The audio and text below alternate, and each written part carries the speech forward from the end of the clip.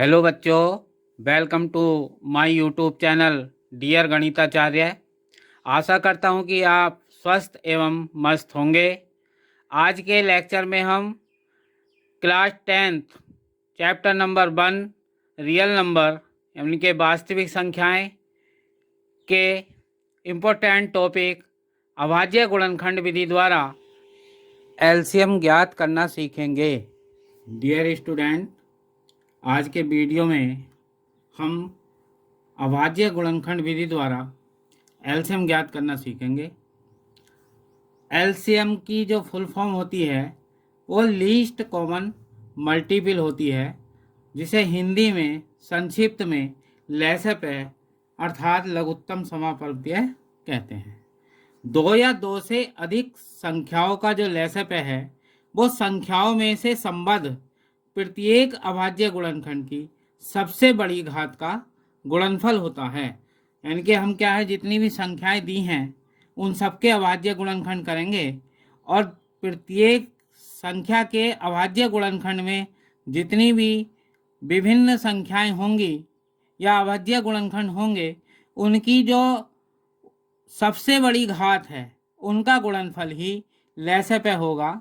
आज हमने उदाहरण के तौर पर एनसीईआरटी के दो महत्वपूर्ण प्रश्न लिए हैं जो बोर्ड परीक्षाओं में पूछे जाते हैं। प्रश्न है अभाज्य गुणनखंड विधि द्वारा निम्नलिखित संख्याओं का एलसीएम ज्ञात करो।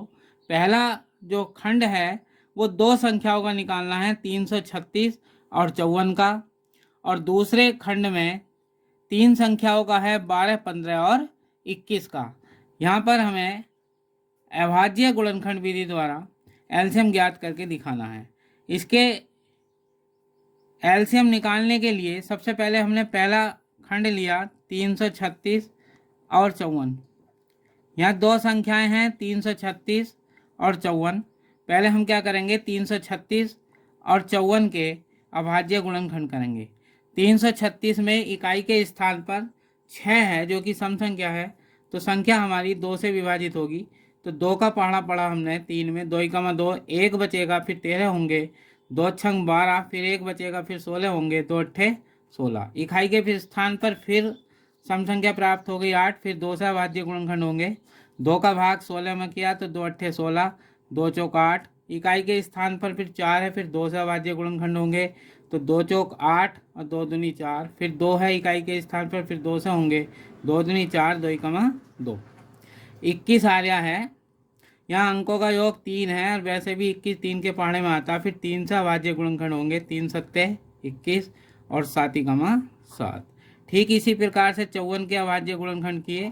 54 में इकाई के स्थान पर सम संख्या 4 है, 2 से होगा तो 2 का पढ़ा 5 में पढ़ा, 2 दूनी 4, 1 बचेगा, फिर 14 होंगे, 2 सत्ते 14। 27 जो है 3 के पढ़ने में आता है। या अंकों का योग 2 और 7 9 है, 3 से विभाजित होगा, 3 नंग 27, फिर 3 का पढ़ा 3 × 9 और 3 × 3। तो यहाँ पे 336 के जो अभाज्य गुणनखंड हो गए वो 2 × 2 × 2 × 2 × 3 × 7 × 1। इसी तरह से 54 के जो अभाज्य गुणनखंड प्राप्त हुए वो हमारे 2 × 3 × 3 × 3 × 1। एलसीएम जो होगा इन दोनों संख्याओं के अभाज्य गुणनखंडों से जो संबंध संख्याएं हैं उनकी अधिकतम घात होगी का गुणनफल होगा। यहाँ पर 2 है तो 2 की जो है घात मैक्सिमम 4 होगी, तो 2 की घात 4।